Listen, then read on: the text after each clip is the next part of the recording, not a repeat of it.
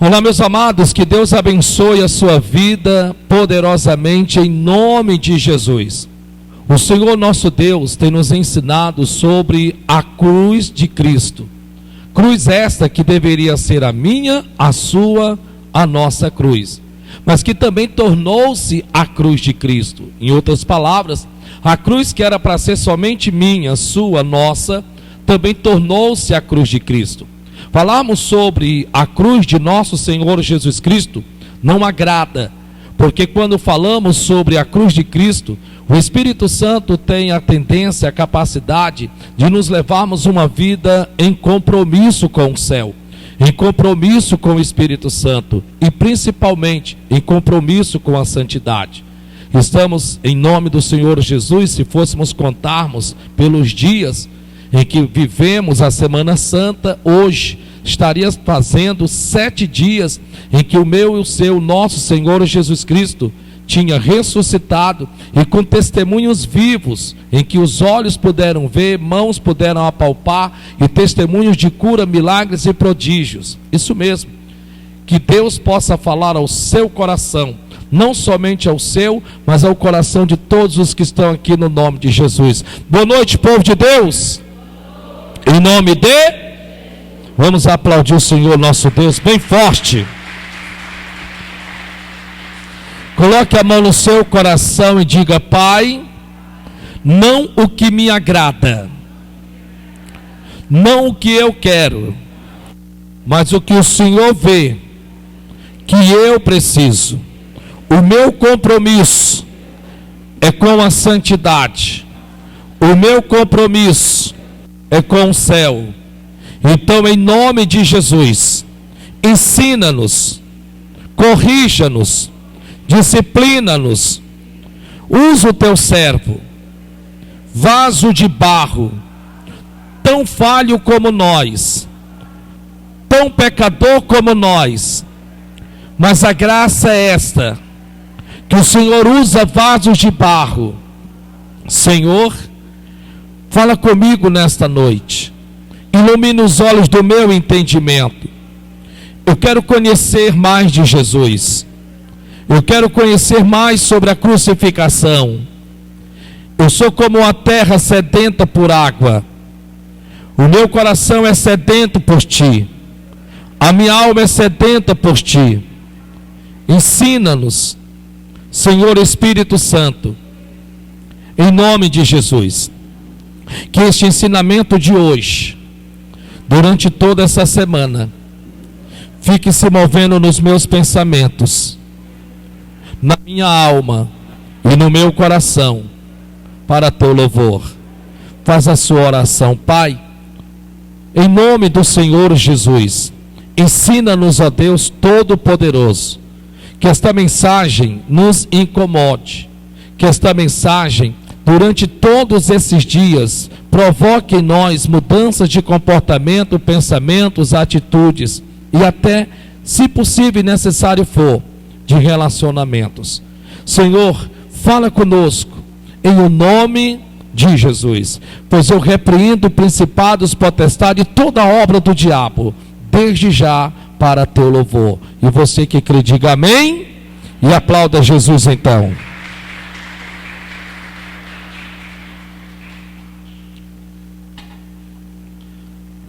Durante esses dias nós temos nos assentado na sala de aula do Espírito Santo, e pode-se dizer que estamos ouvindo um pouco que na verdade nos incomoda muito.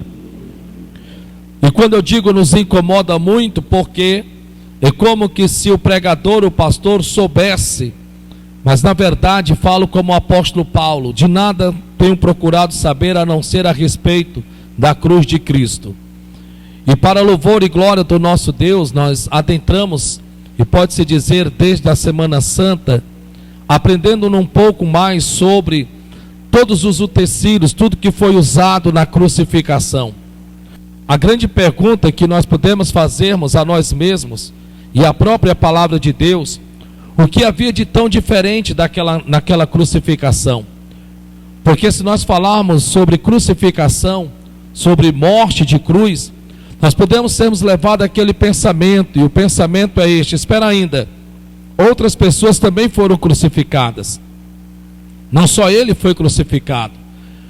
Então, se nós pararmos um pouco e pensarmos como cristãos que somos, como seguidores de Cristo que somos, então nós podemos pararmos um pouco e pensarmos assim: espera ainda, outras pessoas foram crucificadas. Então por que utilizaram nele o manto? Por que utilizaram nele a coroa de espinho? Por que ele não foi manietado, amarrado, mas sim pregado com pregos? Por que do azorrague, que é o chicote? Por que da lança? Por que não quebraram as pernas dele, uma vez que era um costume romano quebrar as pernas de todos os que eram crucificados? Então você começa a se interrogar e a interrogar as Sagradas Escrituras. Por que se era um hábito, costume dos romanos crucificarem, por que então utilizaram tudo isso nele e não utilizaram nos outros que também semelhantemente após ele e antes dele foram crucificados? Então esta pergunta eu carrego há muitos e muitos e muitos anos. Acredito que para mais de 15, 17 anos. E desde então eu venho assentado no meu coração entender um pouco mais. Por quê? Porque não é só questão de nível de aquisição de conhecimento. Não é só saber o porquê do manto. Não é só saber o porquê da coroa de espinho. Não é só o porquê saber da cruz. Não só o saber dos pregos, do azorrague, ou até mesmo da lança. E tudo quanto foi utilizado, como o vinagre, e tantas outras coisas que foram utilizadas, como o Gólgota, lugar da caveira. Por que foi logo no lugar da caveira, no Gólgota? Por que não foi em outro lugar? Por que teria que ser naquele lugar? O que estava por detrás de tudo isso? Qual é a mensagem que Cristo, nosso Senhor, o próprio Deus, através de tudo isso, quer nos passar? E nós somos cristãos. Nós servimos a Jesus de Nazaré. Professamos a nossa fé nele. Usamos o seu nome para curar e expulsar demônios. Nós confessamos a Cristo, nosso Senhor, como nosso único e suficiente Salvador. Então nós temos que saber. Nós temos que saber. Em uma certa madrugada, e eu quero lhe dizer isso, escute em nome de Jesus. Alguns dias atrás, talvez aproximadamente 21 dias atrás, 22 a 23 dias atrás, eu estava dormindo e o Senhor me acordou. Eu estava dormindo e o Espírito Santo foi e me acordou. Eu de princípio não entendi e eu me virei para o lado e tentei dormir. E aí só que eu não consegui dormir e eu fiquei impaciente em cima da cama, impaciente. Eu disse: nossa. Então eu peguei um pouco de água que estava do lado e tomei da água e disse: talvez fosse sede. E eu permaneci ali, só que eu não consegui dormir. Então eu me levantei e disse: bem, já que eu não estou dormindo, eu vou orar. É isso que eu vou fazer. Você quer ver a sua carne reagir? Faça alguma coisa na direção de Deus. De repente você está com insônia, você não consegue dormir, e de repente você fica lá no WhatsApp da vida, você fica no Instagram da vida, você fica nos Faces da vida, você fica nas suas redes sociais e passa e repassa, escuta vídeo, aquele negócio todo. Você quer ver o sono vir? Quero. Faça algo que se volte para Deus. Pegue a sua Bíblia. É capaz de você dormir em cima dela. Vá orar, coloque os joelhos no chão, vai dar um abrimento de boca que é capaz de você dormir de joelhos.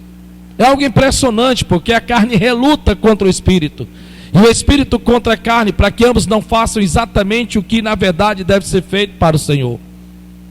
Então eu me pus de pé e eu fui lá para a cozinha e fiquei lá sentado. E lá mesmo sentado eu comecei a falar com o Senhor. E o Senhor no meu coração, então, muito antes de nós darmos início à Semana Santa, antes de começarmos a aprendermos sobre tudo que nós temos aprendido sobre cada objeto, para a glória e louvor do nosso Deus, que foi utilizado na crucificação. E o Senhor me deu uma sentença, e essa sentença, depois eu me sentei com o pastor Rafael e falei para ele. E o Senhor no meu coração disse exatamente assim: se você não disser que estão errados, Se você não subir naquele altar e não pregar e não dizer o que está errado, você pode perder a sua salvação por conta disso.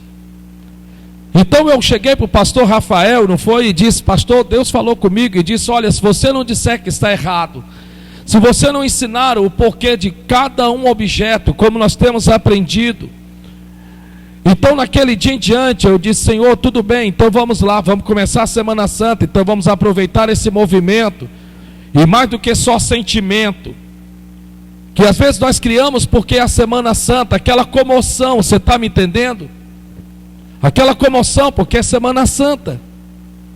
É impressionante como uma data comemorativa pode criar uma comoção.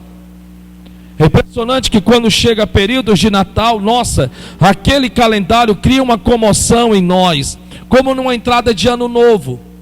E dias específicos em que o calendário vem batendo o martelo, então cria uma comoção, o clima muda, você começa a viver aquela euforia, você começa a viver aquele momento. E ali então, para a glória e louvor do nosso Deus, começamos a aprender sobre muitas coisas. Primeiro de tudo, nós aprendemos sobre o porquê do lenço. Nós aprendemos que o lenço dobrado já trazia consigo um significado. E nós aprendemos que através disso, Jesus estava dizendo: eu vou voltar. E dentro desses ensinamentos, Jesus começou a dizer aqui: ei, eu vou voltar, então prepara-te para te encontrares com teu Salvador. Está na Bíblia, não fui eu quem falei, foi a palavra de Deus que lá nos deixou escrita. Prepara-te para te encontrares com teu Salvador. Então nós aprendemos que ele estava dizendo: ei pessoal, eu quero que vocês entendam que eu vou voltar. E quando eu voltar, eu vou querer muito mais do que simplesmente que vocês me digam o que vocês conquistaram em vida. Ele não vai querer saber quanto você ganha, ou a casa que você tem, o carro que você possui. Ele não vai querer olhar para você e perguntar: e aí, você se formou? Sim, Senhor, eu me formei. E hoje eu tenho um certificado, eu sou doutorado. Nossa, ele não vai querer saber nada disso. Mas ele vai chegar para mim, para você, e ele vai dizer: ei, mostra-me as tuas mãos. Porque na sua volta ele vai querer prestação de conta. Ele deixou parábolas escritas sobre isso. Então ele vai dizer: ei, eu quero que você me mostre as suas mãos. E não tem como, nem eu e nem você, evitarmos em fazermos isso. Porque por mais força que a gente coloque, por mais que a gente não queira mostrar, então, por mais que você se esforce, a sua mão vai ter que mostrar. Por mais que você não queira mostrar, vai ser obrigado. Então ele vai chegar para mim, chegar para você e dizer: ei, você não sabia que eu iria voltar? Você não sabia, eu não deixei o recado, eu não avisei? Sim, Senhor, eu sabia, mas eu sei que o Senhor também é um Senhor que colhe onde não plantou. Então, sabendo tudo disto, então por que você não trabalhou com o que eu lhe dei para que produzisse mais? E quando ele diz produzisse mais, ele não está falando em relação a produzir somente benefícios próprios, materiais. O bem da verdade é que naquele dia nós temos que prestarmos conta da vida que nós temos levado diante de Deus. Um certo pregador pregou, um pregador muito famoso dos Estados Unidos, ele pregou algo e ele disse exatamente assim: você quer ver incomodar o inferno, incomodar pessoas? Pregue sobre a cruz. Porque é impossível se pregar sobre a cruz. É impossível. Um certo pregador muito conhecido, americano, já velho, cabelo brancos, é impossível se pregar sobre a cruz e não pregar sobre compromisso, sobre santidade. Então nós aprendemos, para a glória e louvor do nosso Deus, sobre o lenço. Depois nós aprendemos o porquê que José de Arimateia, aquele que o servia em oculto a Cristo, precisou ir até Pôncio Pilatos e pedir a Pôncio Pilatos que esse autorizasse tirar o corpo de Jesus da cruz. Então nós levantamos um questionamento: mas ele não já está morto? Teria que então pedir para que tirasse o corpo dele da cruz? E nós, como cristãos, obrigatoriamente, se nós verdadeiramente o servimos, então nós temos a obrigação de saber disso. Porque os demais permaneceram lá crucificados, mas foram até ele e disseram: Pilatos só poderia nos autorizar a tirarmos o corpo de Cristo da cruz. Então Pilatos, tudo bem, pode tirar o corpo dele lá da cruz. Então nós aprendemos sobre isto. Nós aprendemos que ele então ali na cruz, ainda vivo, ele disse: tenho sede. Também aprendemos. E nós então entramos no questionamento: espera ainda, porque está lá escrito, para que se cumprisse o que está escrito. Então será que ele estava só cumprindo o protocolo? Será que ele dizerem que ele sentiu sede? Nós aprendemos isso. Será que ele interdito: sinto sede? Será que não era só para cumprir o protocolo? Será que não era uma sede fingida? Será que ele não fingiu em dizer que estava com sede? Não, eu tenho que cumprir o que está escrito, então eu vou dizer: estou com sede. E nós aprendemos dentro da Bíblia que não, ele não fez isso por conta disso. Porque na verdade ele sentia sede sim. Porém nós aprendemos que lhe ofereceram vinagre. E nós aprendemos que muitos na verdade estão oferecendo ainda hoje para Jesus vinagre, algo amargo. Ora, nós aprendemos humanamente falando que se uma pessoa chega até você e diz que está com sede, não adianta você querer dar Coca-Cola para essa pessoa. Você pode momentaneamente tampar o sol com a peneira, mas a Coca-Cola não irá fazer o papel da água, porque a água tem o seu papel. Então a pessoa chega para você e diz: estou com fome. Da mesma forma, não adiantaria você dar água, porque a água também iria momentaneamente, aparentemente, encobrir, mas também não iria tirar a fome. Então é claro que se alguém diz: estou com sede, é lógico que ele, ao dizer que estava com sede, ele esperava que alguém lhe desse água. Então quando ele diz assim: ei, sede santo, porque eu sou santo, então ele espera que nós andemos em santidade. É isso que ele espera. Então quando ele nos pede algo na sua palavra, então ele espera que nós pratiquemos aquilo e vivamos de acordo com aquilo que ele quer que nós vivamos. Nós também aprendemos isto. E hoje nós vamos darmos um passo à frente em nome do Senhor Jesus. E aqui no livro de João, capítulo de número 19, no versículo de número 17, a Bíblia Sagrada diz assim: e levando ele às costas a sua cruz, saiu para o lugar chamado Caveira, que em hebraico se chama Gólgota. Vou ler mais uma vez. E levando ele às costas a sua cruz, saiu para o lugar chamado Caveira. Só pelo nome dá para se imaginar que não era um lugar muito bonito. Não era um jardim do Éden, nem um Getsemane por onde ele passou. E a Bíblia diz que em hebraico se chama Gólgota. Esse lugar em que irão crucificá-lo é um lugar estratégico. Esse lugar onde irão colocar a cruz era um lugar estratégico. Era como que se fosse um serrote. Então pessoas que estavam dentro da cidade, eles iriam olhar para aquela direção e eles iriam ver ao longe a cruz. Mas eles não só iriam ver a cruz, eles iriam também ver quem estava nela crucificado. Então de longe as pessoas iriam perguntar: ei, espera ainda, quem é aquele que está ali crucificado? Ele está todo martirizado, olha, tem sobre a sua cabeça uma coroa de espinho. Quem é aquele homem que está despido? Ele está completamente nu, com as coisas do lado de fora. Então os romanos já o colocaram ali para exposição, para que ele servisse de exposição para as pessoas. Então não tinha como as pessoas da cidade não o ver, porque estava em um lugar estratégico, em um ponto alto. O que é interessante que também onde colocaram a sua cruz, onde a Bíblia chama de Gólgota, o lugar da caveira, era também próximos ao redor de um grande cemitério, que ainda hoje existe. Nós sabemos muito bem que era uma afronta dos romanos, porque bem sabemos que os judeus não podiam ter muita ligação, participação com nenhum corpo que outrora estivesse sepultado, morto. Então nós sabemos que também é uma provocação. Então nós começamos a entender que tudo isto estava se cumprindo para que eu pudesse, ao entender, eu pudesse tomar posse da minha vitória. Tudo isso ele passou por mim, ele passou por você, ele passou por nós.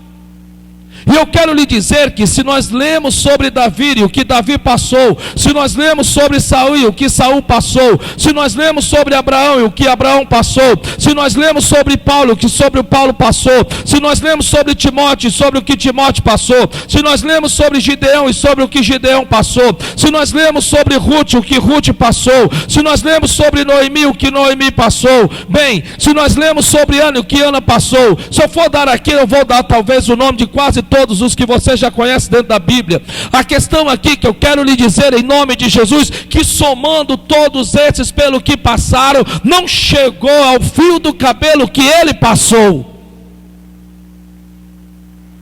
Não chega ao fio do cabelo.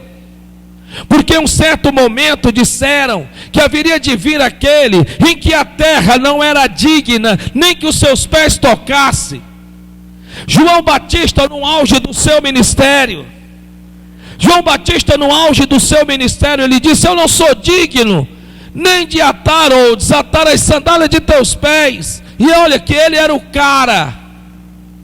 Pessoas vinham de perto, pessoas vinham de longe para ouvir a sua palavra e por ele ser batizado. Mas quando ele teve o encontro com Jesus, ele disse: eu é que careço ser batizado por ti, e tu vens a mim. E ele vai dizer de forma bastante clara: eu não sou digno. O diabo gosta de inflamar, o diabo gosta de mexer no nosso ego, o diabo gosta de alimentar o nosso ar de superioridade, porque o diabo sabe que se ele conseguir alcançar isso em nós, é a nossa perdição. Então Satanás vai utilizar alguns discípulos que seguiam a João Batista, e vão chegar até ele, vão atiçá-los. E ele vai responder da seguinte forma para esses: muito importa que ele cresça e que eu diminua. Ele deu uma tapa na cara do diabo. Ele disse: olha, Satanás, eu quero que você entenda, e que eu não vim para viver a minha vida, eu vim para que ele viva a minha vida aqui nessa terra. Então muito importa que ele cresça e que eu diminua. É interessante que, entendendo isto, que vão crucificá-lo no Gólgota, no lugar da caveira, em cercanias ao redor, ali bem próximo de um grande cemitério, onde jazia-se caveiras, onde se jazia ali corpos que um dia outrora foram sepultados. No versículo seguinte diz: onde o crucificaram, e com ele outros dois, um de cada lado e Jesus no meio. Versículo 19: e Pilatos escreveu também um título, e pô-lo em cima da cruz, e nele estava escrito: Jesus Nazareno, o Rei. Eu queria que você lesse comigo, por gentileza. Eu vou ler, e quando eu lhe disser 1, 2, 3, e já eu quero que você leia, amém? Versículo 19 diz: e Pilatos escreveu também um título, e pô-lo em cima da cruz, e nele estava escrito: 1, 2, 3 e já. Mais uma vez. Eu acredito que dá para ser mais, sabe, com mais força. 1, 2, 3 e já. Então vamos levantarmos alguns questionamentos aqui, porque o nosso propósito é entendermos, é compreendermos, é nos aprofundarmos, é cavarmos para encontrarmos o que dificilmente muitos querem ter o trabalho de encontrar. Então a primeira pergunta que eu faço é a seguinte, irmão Jorge: por que foi Pilatos que escreveu e não os principais da sinagoga? Porque nós sabemos, biblicamente falando, que que na verdade eram os principais da sinagoga, que queriam o corpo de Cristo ali. Não era Pilatos. Na verdade, Pilatos já tinha sido avisado por sua esposa, que durante a noite teve um sonho, e nesse sonho, o anjo dizia para ela, em sonho, que ele, Pilatos, não se envolvesse, não condenasse aquele que naquele outro dia haveria de ser condenado, que ele não fizesse isso, porque estaria condenando um santo. É tanto que ele vai dizer de forma bastante clara: ei pessoal, vamos fazermos o seguinte, nós temos aqui ao lado Barrabás, e do outro lado nós temos Jesus, então vocês vão escolher qual desses vocês querem. E eles vão dizer: Barrabás, Barrabás, Barrabás. Jesus de Nazaré vai ouvir de Pôncio Pilatos dizendo: não sabes tu que eu tenho poder, autoridade, para dar-te a vida e para soltar-te? Ele também vai olhar para todos os judeus, os principais da sinagoga, e ele também vai dizer para eles: ei, para que vocês entendam que eu não tenho culpa na morte desse inocente, então eu vou lavar as mãos. Então ele está fazendo de tudo, sabe, para ficar do lado de fora. A pergunta aqui é esta: por quê? Por que foi Pilatos que escreveu esta acusação: Jesus Nazareno, Jesus de Nazaré, rei dos judeus? Não era para ser os principais da sinagoga, porque eram eles que queriam Jesus ali crucificado. Foram eles que o condenaram. Foram eles que levaram Jesus até Herodes Antipas e depois conduzido até Pilatos. Perguntas como essas têm que passar na nossa mente, porque quando nós formos orar, nós podemos nos apropriarmos dessa bênção que Pilatos deixou-nos escrito, e dizer ao inferno, e dizer ao diabo, dentro das nossas orações. Porque nada que aconteceu com Jesus aconteceu só por acontecer. Os mínimos detalhes, as questões, os pequenos detalhes que nos chamam a atenção, traz nelas significados importantes para a minha, para a tua, para a nossa vida cristã. Uma vida com Cristo. Então a pergunta seria essa: espera ainda, por que não foram os principais da sinagoga? Por que não foram eles que escreveram aquela acusação? Por que não foram eles que chegaram para Pilatos e disseram: ei, eu tenho aqui escrito a acusação, dá para você pendurar lá na madeira, lá no madeiro, lá na cruz? Por que Pilatos? Por que Pilatos foi quem escreveu aquela acusação e a colocou na cruz?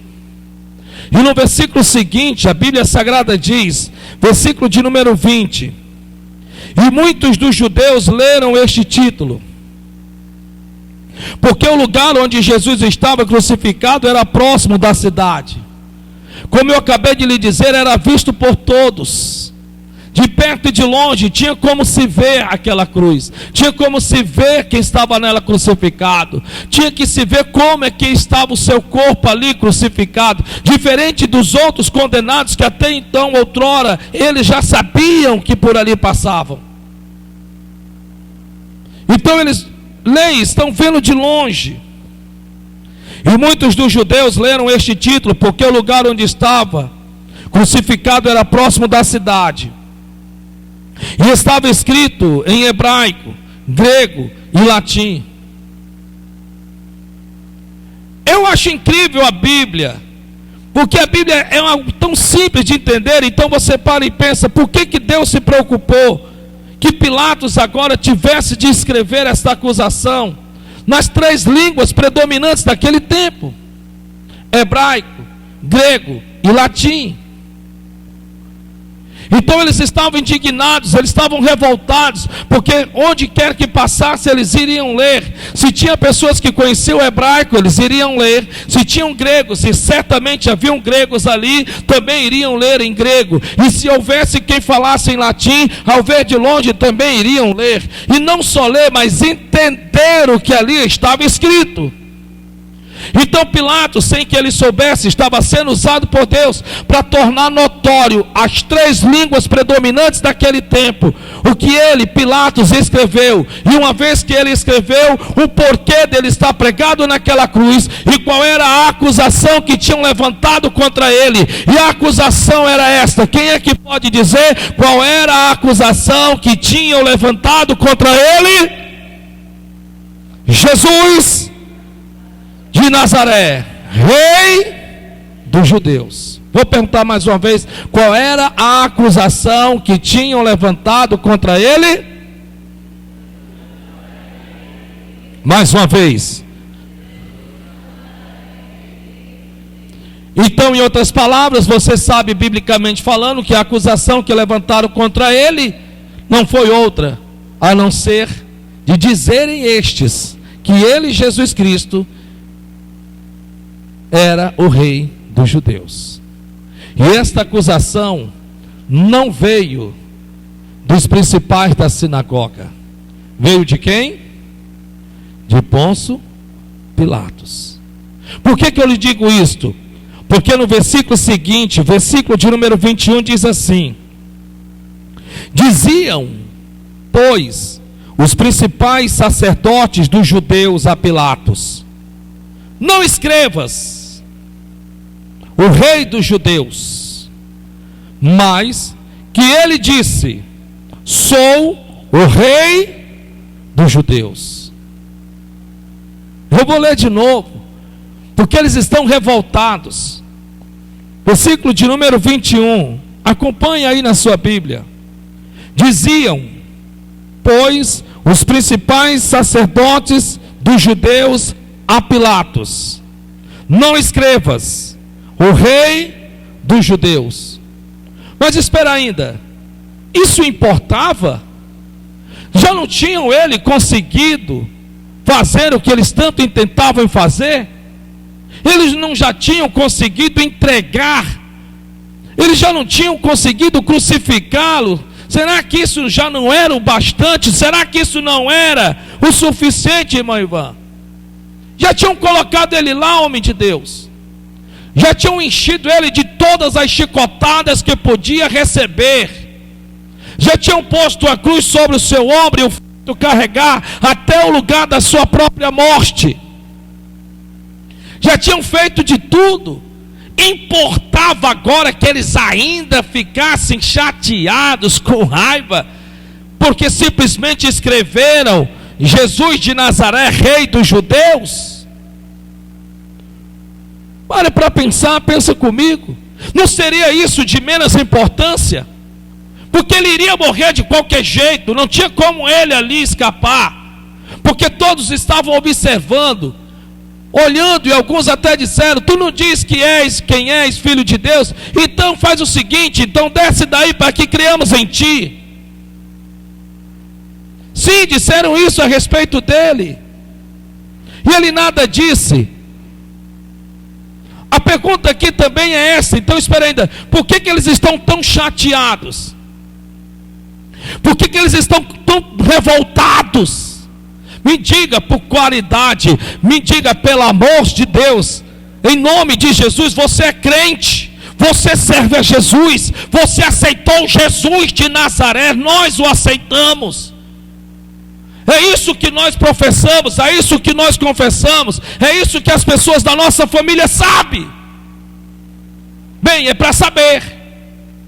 É isso que as pessoas com quem nós andamos sabem. Bem, é o que é para saber. É isso que as pessoas onde nós trabalhamos também sabem. Bem, é para saberem. Então a pergunta aqui é esta: por que então eles estão tão chateados, revoltados? O porquê de simples acusação? E eles ainda vão dizer: ei, não escreva isto, mas sim o que ele disse: sou o rei dos judeus.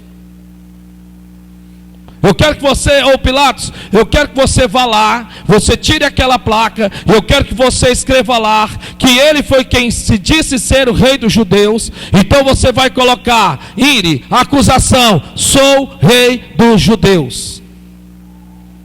É isso que eu quero que você faça, Pilatos.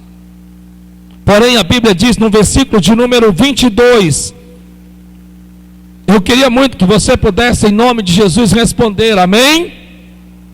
Então, leia por gentileza, versículo 22, 1, 2, 3 e já.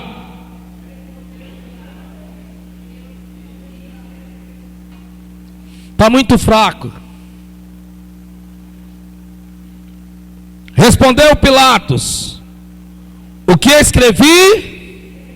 Então mais uma vez, vamos lá. Respondeu Pilatos: 1, 2, 3 e já. O que escrevi? Escrevi. Nossa, eu fico imaginando, sabe, uma autoridade como Pilatos dizer assim: o que eu escrevi, escrevi. E ponto final. Acabou. Não quero saber. E não vou mudar nada do que eu escrevi ali. Mas por que eles estão tão revoltados? Por que eles estão tão chateados? Eles já não conseguiram o que eles queriam? Eles já não conseguiram colocá-lo na cruz? Eles já não conseguiram escarnecer dele? Fazer pouco dele? Já não conseguiram então, que era o intento de que ele morresse? Ele está prestes a morrer. E por que tanta revolta? Por que tanta raiva? O que tinha por detrás desta acusação? O que na verdade Pilatos estava querendo deixar-nos como recado, e principalmente o Espírito Santo, que não permitiu que nada que acontecesse com Jesus não tivesse um significado e uma importância para mim e para você. Que Satanás, o diabo, ele faz de tudo para que não seja ensinado, para que não seja pregado no altar. E lhe digo com todo respeito, que esses tipos de pregações vão sumir e desaparecer do mapa, porque não se é bom ouvir o que você vai ouvir agora. Isso não enche igreja. Isso não enche igreja. Porque o bem da verdade, quando você começa, sabe, verdadeiramente a entender sobre, principalmente sobre a crucificação. Porque é muito fácil pregar sobre Davi, porque você prega sobre um homem imperfeito. É muito fácil pregar sobre Gideão, porque você prega sobre um homem imperfeito. É muito fácil você pregar sobre Esther, sobre Noemi, sobre Timóteo, sobre Dorcas, meu Deus, sobre tantas pessoas, sobre Eunice. Eu estou lhe dando nomes bíblicos. E todos esses eu sei, porque sei pelo Espírito Santo, que são pessoas imperfeitas, porque eu podia lhe citar aqui 40 nomes bíblicos, e nesses 40, pela misericórdia de Deus, enquadrar perfeição com imperfeição, perfeição com imperfeição, perfeição com imperfeição, sem me perder em nenhuma delas. Mas você pregar sobre o perfeito e não ver defeito é complicado, porque ele vai nos chamar ao compromisso, ele vai nos despir, ele vai olhar para mim, olhar para a sua alma, olhar para mim, olhar para a minha vida, para a sua vida, para o nosso estilo de vida, e ele vai ter toda a autoridade para dizer onde estamos errados, o que precisamos deixar de praticar, o que precisamos deixarmos de viver, e nós não queremos saber disso nos dias de hoje, e cada vez mais as coisas só irão piorar, não vão melhorar. Então nós temos que entendermos, para terminarmos, por que estão com tanta raiva. Então nós temos que voltarmos ao versículo 20, porque a Bíblia diz assim: e muitos dos judeus leram este título, porque o lugar onde estavam crucificados era próximo da cidade, e estava escrito, o que estava escrito, pessoal? A acusação. Qual era a acusação? Jesus, oi, rei dos judeus. Jesus Nazareno, rei dos judeus. Por que estão com tanta raiva? Então nós vamos cavar, vamos para debaixo, vamos encontrar o que, sabe. E o que é interessante é que eles vão dizer, eles mesmos vão dizer que foi escrito em hebraico, grego e latim. Quando Pilatos escreve a acusação nessas três línguas, os judeus estão furiosos porque eles entendem claramente o que é que Pilatos estava querendo dizer. E que se nós não soubermos, nós podemos deixarmos isso passar em branco em nossas vidas cristãs. O que é interessante que a Bíblia Sagrada vai nos dizer, não sou eu que estou lhe dizendo, está aqui escrito, e estava escrito primeiro em hebraico. Você sabe o que é que Pilatos estava querendo se referir naquele momento, quando ele escreveu Jesus Nazareno, rei dos judeus, em hebraico? Ele estava falando aos religiosos, porque o hebraico representava a religião. Ele estava dizendo de forma bastante clara que este homem que foi crucificado por conta de religião, que nele não havia condenação, não havia motivos para crucificá-lo, para colocá-lo ali. De princípio, nenhum de nós éramos religiosos. De princípio, nós éramos tementes a Deus, obedientes ao Espírito Santo. Nós tínhamos receio, até não queríamos falar. De princípio, nós éramos tão tementes a Deus, e que nós sabíamos que não havia nada mais importante na nossa vida do que congregar, do que estar dentro da igreja, do que fazer comunhão com o Espírito Santo, do que estar na presença do Senhor e buscar a presença do Espírito Santo de forma ardente. Novo nascimento, começo de vida cristã. Mas com o tempo, sem percebermos, nós vamos, adquirindo conhecimento, e esse conhecimento, ao invés de ser um benefício, torna-se contra nós mesmos, e agora nos tornamos religiosos. E agora, como religiosos, sem que nós percebamos, nós vamos deixando o leite genuíno da palavra. Agora, como religiosos, nós já sabemos o que está escrito no livro de Salmos capítulo 23, então não precisa se ler mais, porque eu já sei de qual é decorado: o Senhor é meu pastor e nada me faltará, ou qualquer outra passagem da Bíblia. Como religiosos, não importa mais se lemos ou se não lemos a palavra de Deus, não importa, porque eu já aceitei Jesus de Nazaré.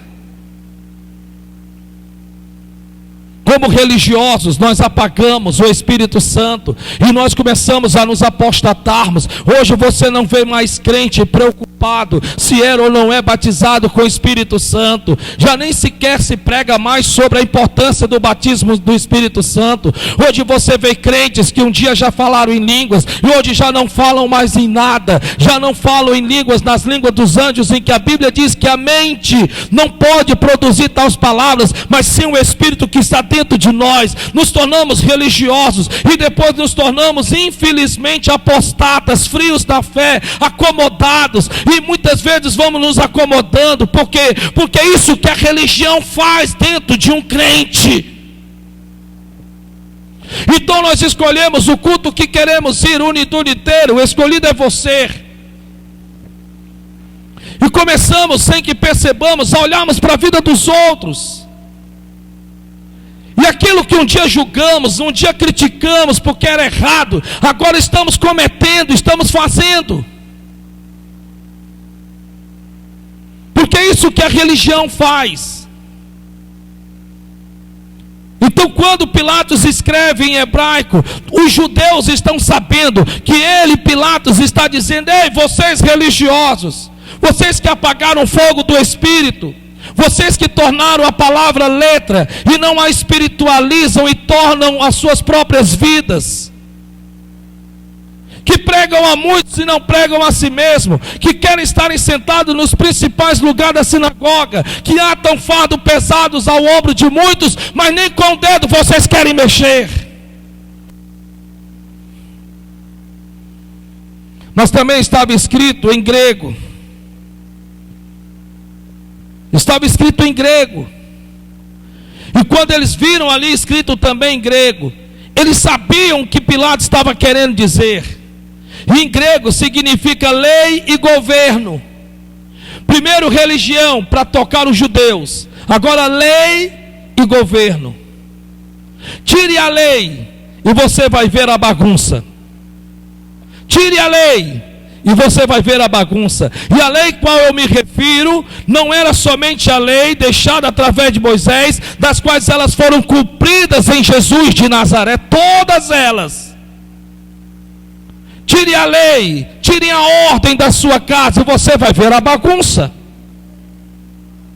Tire o governo de dentro do seu lugar de trabalho e você vai ver a desordem.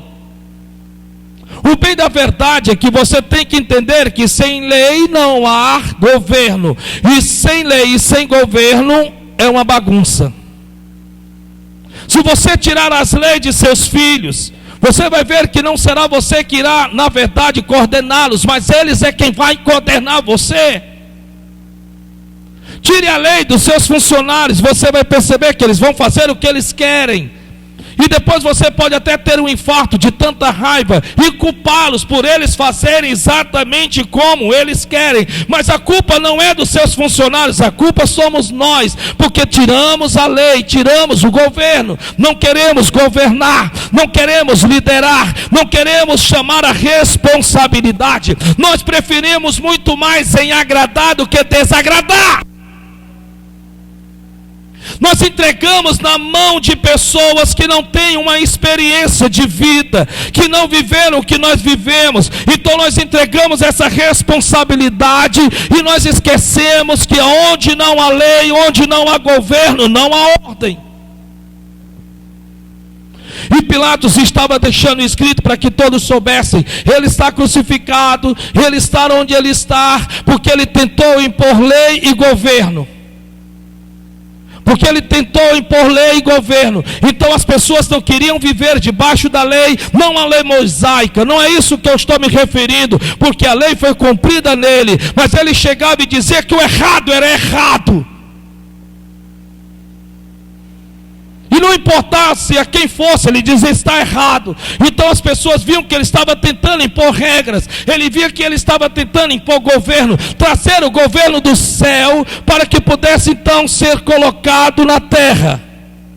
Então isto na verdade não é aceito, porque o bem da verdade é que até então pessoas diziam estar servindo a Deus, mas quando agora ouviam com seus olhos, e chegavam para ele e diziam: ei, mostra-me o Pai, revela-me o Pai. E Jesus disse: eu estou convosco há tanto tempo e ainda não me vistes. Então se vocês não querem crer em mim, então ao menos creia naquele que me enviou. Então se vocês não querem crer nem em quem me enviou e nem em mim, então ao menos creiam pelas obras. Está na Bíblia. Então ele quis trazer a ordem ao caos.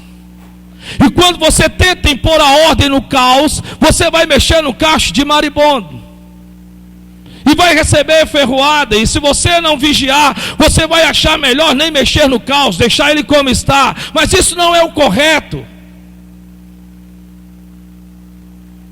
O bem da verdade, eles achavam que serviam a Deus, mas não serviam, porque se servissem a Deus, eles então serviriam a Jesus de Nazaré. A grande questão aqui, queridos, que não é difícil servirmos a Deus, não é difícil nos sujeitarmos a Deus, difícil é nos sujeitarmos a homens. Nós queremos sim servir ao Senhor, sim, eu vou servir a Deus, sim, eu estou servindo a Deus, louvado seja o nome do Senhor, amém. Mas difícil não é servirmos a Deus, difícil é nos sujeitarmos a homens. Nós somos seres insujeitáveis, nós temos essa natureza, sabe? Mesmo sem conhecimento, nós achamos que sabemos. E eles não queriam se sujeitar ao homem chamado Jesus. Então crucificam, penduram na cruz e matam, porque assim nós vamos resolver o problema. Nós sempre temos a capacidade, de alguma forma, uma vez que nós somos batidos de frente, de confrontarmos. E na maioria das vezes, infelizmente, isso vai acontecer dentro de casa, isso vai acontecer no trabalho, isso pode acontecer numa faculdade, isso pode acontecer em todo e qualquer lugar. Uma vez que sendo nós confrontados, nós podemos muito bem não aceitarmos a confrontação.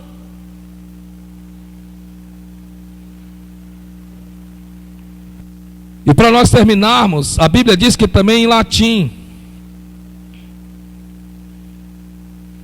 Quando Pilatos manda escrever e diz: olha, eu quero que vocês escrevam em hebraico, eu quero que vocês escrevam no grego, e eu quero que vocês também escrevam em latim. Latim significava duas coisas: cultura e filosofia. Dá para você repetir comigo? Cultura e filosofia. Na verdade, filósofos é só o que hoje em dia se tem. Quando Pilatos escreve em latim, ele está dizendo o seguinte: ei pessoal, ele trouxe para vocês uma cultura e vocês não aceitaram.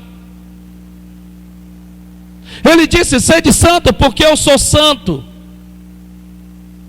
Isso não mudou e não vai mudar. Então quando Pilatos escreve em latim, está falando de cultura. É cultura do reino dos céus, perdoar sem olhar a quem. É cultura do reino dos céus, perdoar a quem sem olhar a quem. Mas não é cultura nossa, nossa cultura é toma lá da cá, se falar eu falo também. Na cultura de Deus, a Bíblia Sagrada diz que não havemos de falarmos do nosso próximo às escondidas, mas na nossa cultura não é assim. Quando nos falta assunto do que falarmos, então nós achamos que falarmos da vida alheia é um prato cheio.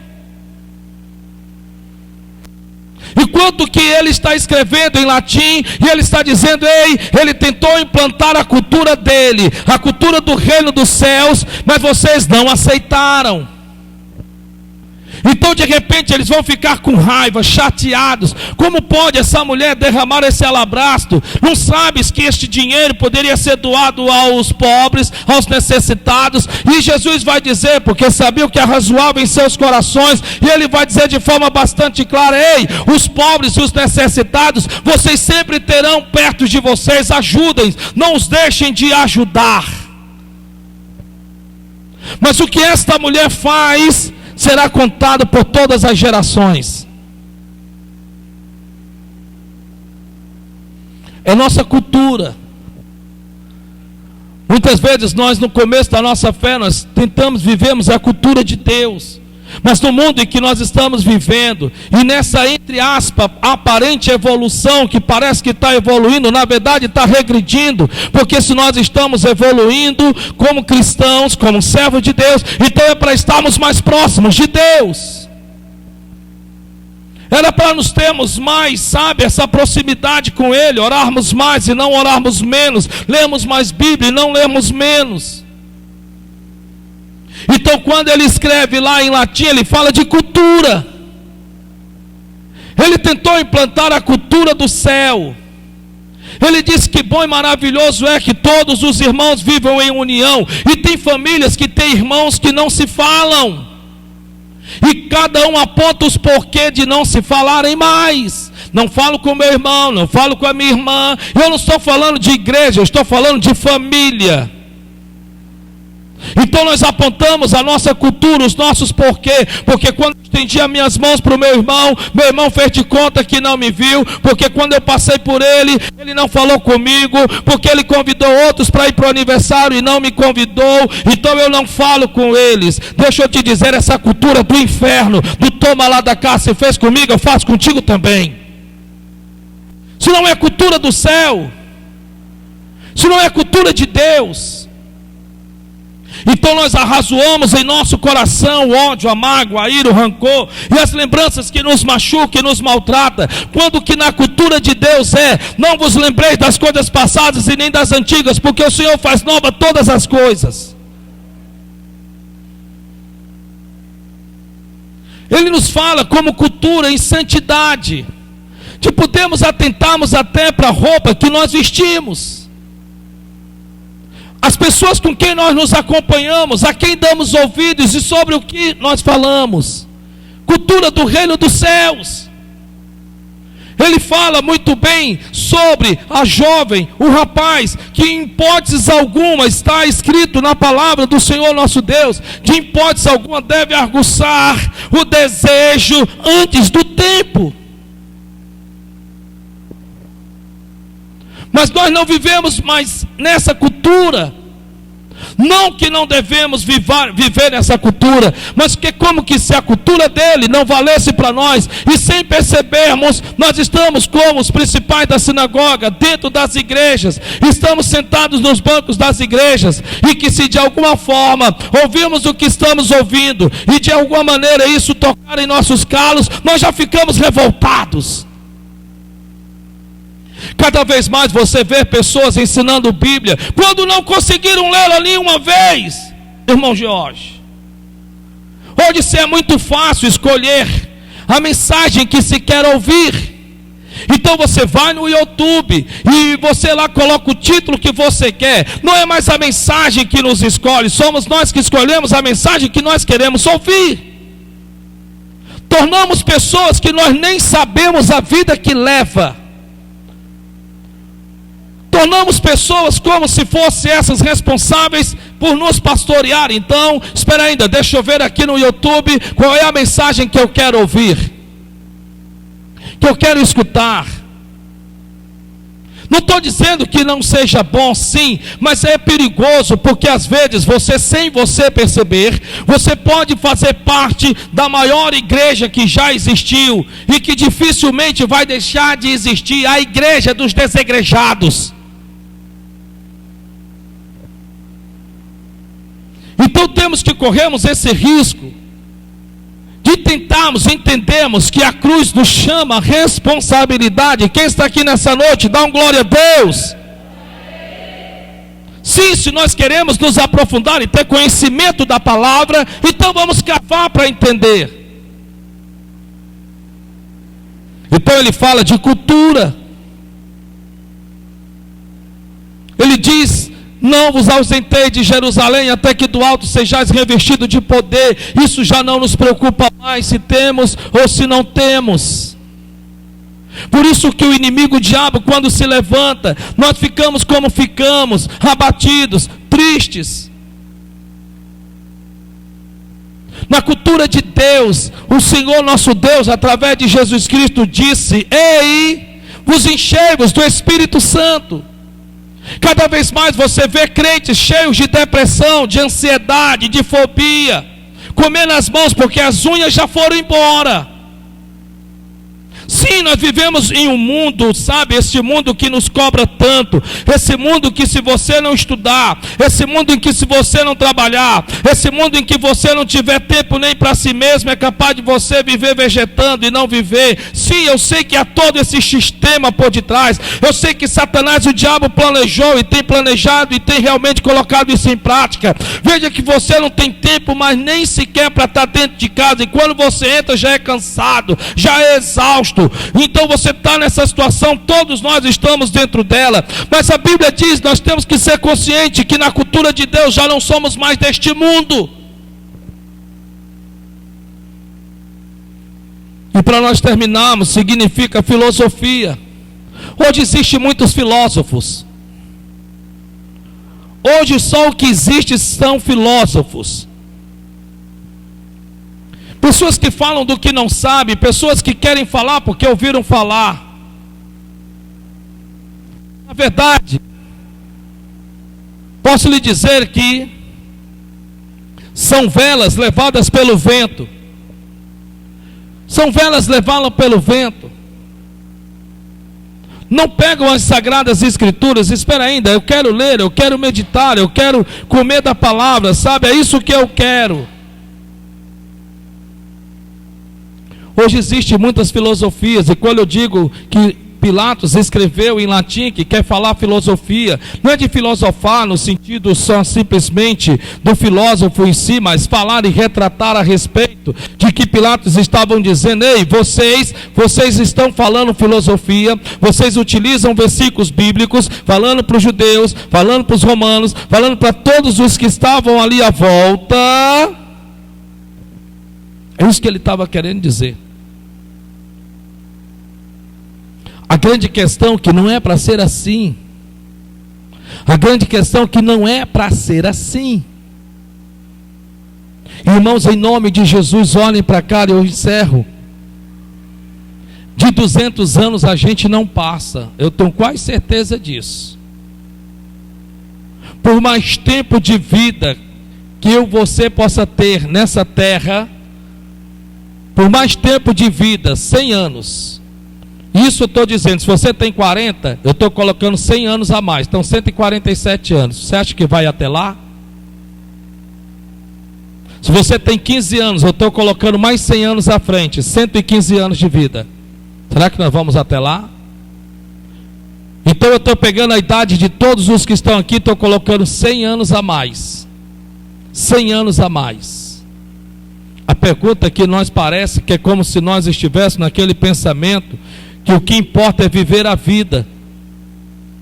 O que importa é viver a vida. Na verdade, eu quero lhe dizer pelo Espírito Santo de Deus, encerrar este ensinamento simples que nós estamos aprendendo sobre o porquê hoje desta acusação ser em hebraico, grego e latim. Jesus vai voltar, sim ou não? Jesus vai voltar, sim ou não? Sim, ele vai voltar. E se ele voltasse hoje, se ele voltasse agora, será que nós não temos deixado de pregar o errado, que está errado dentro da nossa casa, porque temos medo de bater de frente? Pilatos lavou as mãos. Ele disse: olha, para que esse sangue inocente não caia sobre mim. Ele vai voltar. E se nós não pensarmos assim, nós vamos ter uma mentalidade de eternidade. E nós não sabemos nem o dia, nem quando e nem como vamos partir. Isso não é pregação de morte. Não, pelo contrário, é de vida. E vida em Jesus Cristo. As coisas das quais você mais se preocupa, que é em pagar as suas contas, porque isso nos preocupa a todos nós. Do que você tem para resolver ainda nesta semana. Tudo isso pode ficar. Tudo isso pode ficar. Mas em nome de Jesus, em nome de Jesus, permita que a cultura do céu invada o seu coração. Permita com que em nome do Senhor e Salvador Jesus Cristo, as leis de Deus, o governo de Deus lidere e governe a sua vida. Permita em nome de Jesus que a palavra de Deus, que é vida, verdadeiramente torne vida dentro de nós. Sim, eu sei que é o tipo de pregação que não se tira um glória a Deus, aleluia, louvado seja o nome do Senhor. Mas me perdoe, mas é o que a Bíblia ensina. A Bíblia não fala de céu com facilidade. A Bíblia não fala de céu, porque é isso que nós estamos procurando, ir para o céu, sim ou não? Sim, porque de inferno por inferno já basta a terra. Já é o suficiente, já. É lá onde verdadeiramente nós temos que verdadeiramente intentar no nosso coração. Quando você olha para a mesa da Santa Ceia, quando você olha para cá, o que é que você vê? O que é que você vê na mesa da Santa Ceia? O que é que você vê quando você olha para cá? O que é que você consegue extrair para você? Nós estamos vivendo a Santa Ceia do concerto. Então quando você olha para cá, nossa, está tão bonito, sim, glória a Deus, mas não adianta estar bonito sem inspiração. Bonito é uma decoração de aniversário. Não adianta estar bonito sem inspiração, irmã Esmeralda. Nossa, eu achei tão legal, tão bonito, tão diferente. Sim, louvado seja o nome do Senhor. Mas se não tem inspiração, não adianta, não importa estar como está. Porque o mais importante do que estar bonito ou belo, ou seja como for, é ter inspiração. Então quando você olha para cá, você lembra da passagem, porque é o véu que desceu do céu. Então quando você olha para cá, você entende que é o sangue do Cordeiro, o sangue de Cristo que nos purifica, que nos lavra, que perdoa dos nossos pecados, que apaga as nossas iniquidades. É a cruz que foi vencida. É a luz que nos ilumina, a palavra de Deus, a luz do Espírito Santo que nos ilumina. É a coroa de espinho que nos cerca. É a pedra, a rocha chamada Cristo. É o lenço dobrado sobre a pedra que foi utilizada para colocar o corpo de Cristo dobrado, para que Ele pudesse então deixar-nos um recado: eu vou voltar. E quando você olha para cá, o que você vê? O que você consegue enxergar ao olhar para cá? Se não for, espera ainda, Ele está me chamando verdadeiramente para o conserto. Ele está me chamando para uma aliança. Ele está me chamando para viver uma vida para Ele, uma vida de santidade, uma vida de compromisso. É para isso que Ele está me chamando. E olha, eu vou lhe dizer, e a verdade é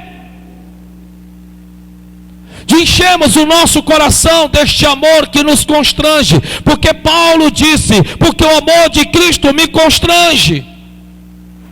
De saber que o justo, de saber que Ele padeceu, que Ele sofreu por mim, pecador, que não valo nada, nem um cibazol. E Ele foi lá e fez tudo isso por mim. Louvado seja Ele, glorificado seja Ele, exaltado seja Ele. Eu estava falando com ele, para a honra e glória do nome dele, esses dias agora, e na verdade não foi nem esses dias. Na verdade foi de antes de ontem e ontem para hoje. É muito fácil pedirmos a Deus, todos nós pedimos, nós somos pedintes por natureza. Preste atenção aqui, por favor. Nós somos pedintes por natureza. E eu estava dizendo: Senhor, eu não quero pedir, eu só quero, se o Senhor permitir, dizer algumas palavras a respeito do que eu acho do Senhor. E eu comecei a dizer, sabe, palavras simples. Eu comecei a dizer assim: Senhor, o Senhor é o passado, que o passado não pode apagar. Isso não foi que eu li, não. Eu estava falando com ele, eu estava dizendo para ele: Senhor, o Senhor me permite te exaltar, o Senhor permite te louvar, então eu vou louvar o Senhor. O Senhor para mim é o passado, que o passado não pode apagar. O Senhor para mim é o amanhã, em que o amanhã não pode deixar de se tornar passado, porque não pode deixar de existir. O Senhor para mim é o fogo, que o fogo não pode queimar. O Senhor para mim é a bondade, em que a maldade humana não pode apagar. E aí falei muitas outras coisas, que for falar aqui vai demorar. O Senhor para mim é a rocha que não se pode se mover, não pode se quebrar, não pode rachar, nem trincar. E foram muitas coisas. O bem da verdade é: será que nós não temos nos tornado um pouco religiosos? Não seria mais do que oportuno começarmos verdadeiramente a fazermos o que nos é mandado? E eu encerro aqui a obra de Deus, salvarmos vida, deixarmos um pouco de pensarmos em nós mesmos, porque naquele dia a Bíblia Sagrada diz que aquele que está na figueira que não der fruto é cortado e lançado no fogo. Então, em nome de Jesus, olhe para o irmão que está do seu lado e diga: tudo que foi pregado pelo Espírito Santo, verdade é. Então aplauda bem forte. Que Deus abençoe no nome de Jesus.